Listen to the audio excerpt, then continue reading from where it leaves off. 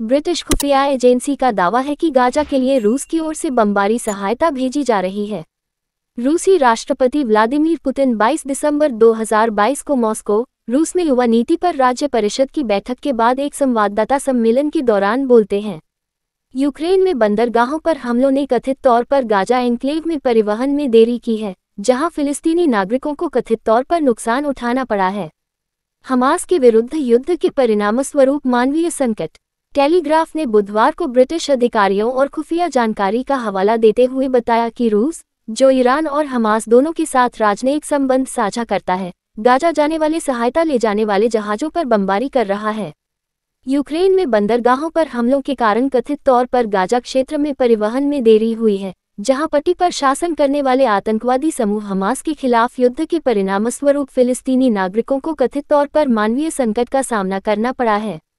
Britain के प्रधानमंत्री कीर Starmer ने कथित तौर पर कहा कि क्रेमलिन यूक्रेन पर अपने आक्रमण में जीत की खोज में वैश्विक खाद्य सुरक्षा पर जुआ खेलने को तैयार था। ब्रिटिश खुफिया विभाग द्वारा संपार्श्विक क्षति के रूप में वर्णित कई जहाजों को विदेशी देशों से संबंधित के रूप में चिन्हित किया गया था और वे गाजा में मानवीय स्थिति में सुधार के लिए संयुक्त राष्ट्र के प्रयासों का एक हिस्सा थे।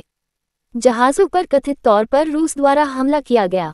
कथित तौर पर 5 अक्टूबर से 14 अक्टूबर के बीच जिन 4 व्यापारिक जहाजों पर हमला हुआ उनमें से एक पनामा ध्वजांकित कंटेनर जहाज था। सूरजमुखी तेल ले जाने वाला जहाज कथित तौर पर संयुक्त राष्ट्र शिपमेंट का हिस्सा था।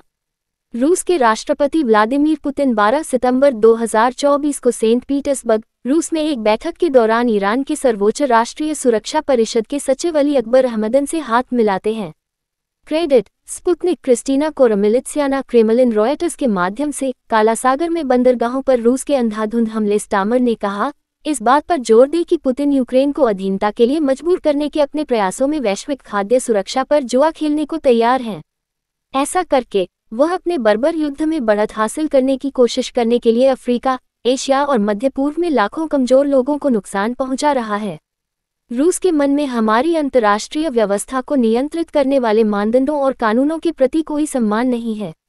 रिपोर्ट के अनुसार गाजा एकमात्र गंतव्य नहीं है जो अब हमलों के परिणामस्वरूप थोड़ा अधिक वंचित है। विश्व खाद्य कार्यक्रम के प्रयासों के तहत प्रभावित अन्य जहाज दक्षिण अफ्रीका और मिस्र के लिए भेजे गए थे।